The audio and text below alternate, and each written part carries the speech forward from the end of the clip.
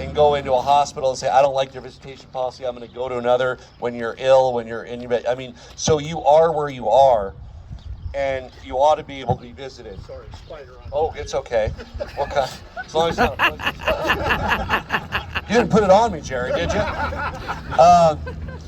So I think it meets that requirement because, to be able to visit a loved one when they're ill or when they're dying, and to be able to spend that precious time with them is so important. I think this was only highlighted during the COVID-19 pandemic, kind of the need. And we had policies all over the place. I mean, you had some places that wouldn't let people get anywhere near. You had others that you do outdoor.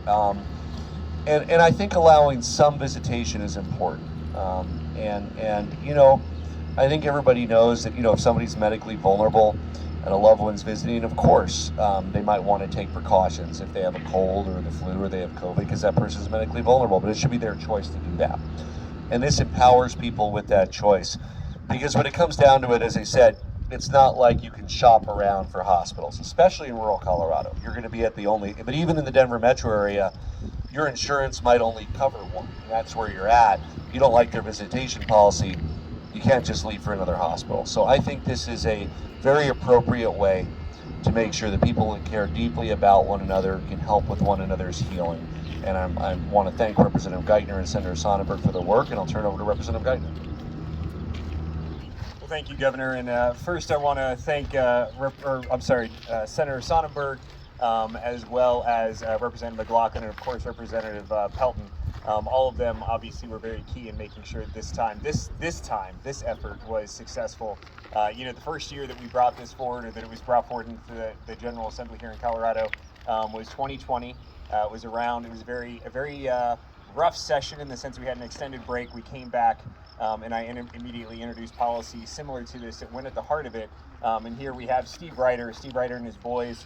They're kind of the family, unfortunately, that really highlighted the tragedy that we experience when it's loved ones being separated due to a medical condition. And in this case, Elizabeth Ryder, unfortunately, did pass away. She did pass away alone, which is tragic. So the bill, we did do a short title for Elizabeth. Elizabeth's No Patient or Resident Left Alone Act, which I think is very, very fitting. And Steve, you've just been instrumental and a part of this process, a key person every step of the way for the last 3 years. So a lot of the credit truly goes to you and the Ryder family, truly. But I'll stop my remarks, turn it over to Senator Sonnenberg and the Ryder family. If you would join us up here when we do the signing, I would appreciate that. And Rachel Stovall as well. I know your experience there with Keith. Truly, our hearts go out to both of you and the experiences that you both had during this pandemic, and just not being able to be with your husband and your wife, and your mom, truly. So our hearts go out to you, but hopefully this is a good thing. It'll bring forth a lot of resolution for folks across Colorado.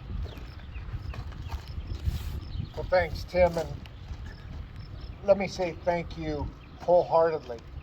Tim has championed this for 3 years, and fortunately this last year we were able to start something in the Senate that I was glad he joined on to help us navigate this entire process to finally get this across the finish line. I'm going to tell you the story that drove me to be so passionate about this. Good family of mine, the Gillum family that you've all read about, you know about, up by Pete's, and they couldn't be here today. She's actually delivering a baby. She does midwife stuff and was delivering a baby this morning, so she couldn't be here, and her kids are all at Bible camp today. So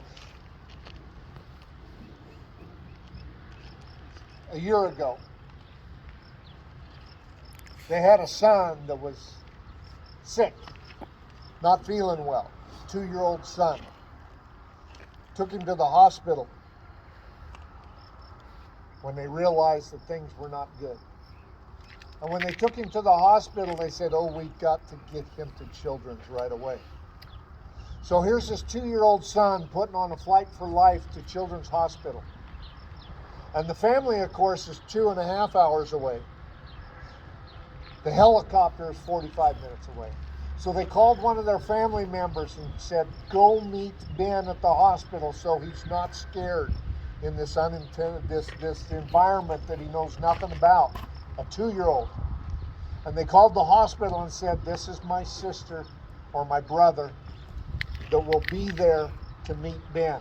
And the hospital said, no, our visitation policy says they can't be there. Oh. So Ben arrived at the hospital without any familiar faces.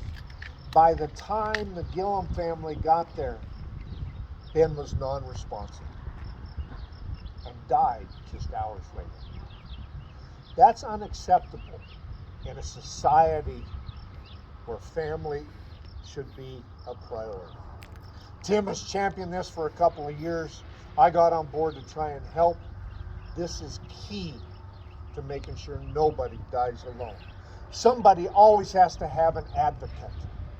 There are times when people are in the hospital that maybe aren't able to make decisions because of the medication, because of their mental state, that needs somebody there to advocate for them. This helps that. I will tell you, this is probably, and I'm thankful for Tim for helping me with this, this is probably in my 16 years the most important bill that I've ever run in the legislature. Proud that we were able to get it accomplished. We may have to do some tweaks. Tim, actually, some others may have to do some tweaks on it as we move forward. I'm coming. But we're in a good place. Thank you for your help, sir. Thank you for being here. Governor, thank you for signing this, what I would consider the most important bill I've ever read in my life. Thank you.